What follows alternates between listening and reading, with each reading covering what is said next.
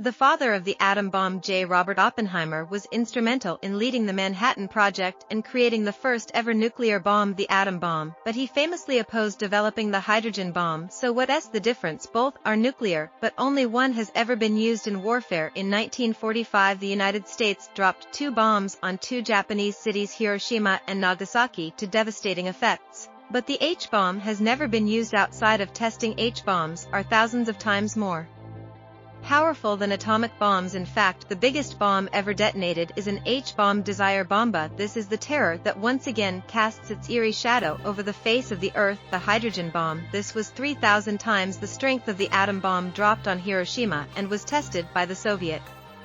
But why exactly is the H-bomb so much more destructive than the atomic bomb? To understand this, we need to know where these 2 nuclear weapons get their The difference between nuclear fission and nuclear fusion. Splitting big atoms is called fission. Putting together small atoms is called fusion. So in an atom bomb, they take big atoms that are somewhat unstable and split them, and that releases energy. When a big atom like uranium or plutonium splits, it releases a lot of energy, but it also releases a couple of extra neutrons. Each of those neutrons can then go split another atom, which will release a couple more neutrons, and so you get 2 4/8, and pretty soon you've got trillions, quadrillions of atoms splitting and releasing neutrons, and that then builds up to an enormous amount of bombs. On the other hand, are combination of milk-efficient and nuclear fusion. In a hydrogen bomb, they take small atoms and put them together, and that releases energy. Think of nuclear fusion as almost the opposite of nuclear efficient. Instead of a single atom splitting, atoms fuse, do lighter atomic nuclei together into a heavier one. The same reaction that bows our sun, and it's the fusion process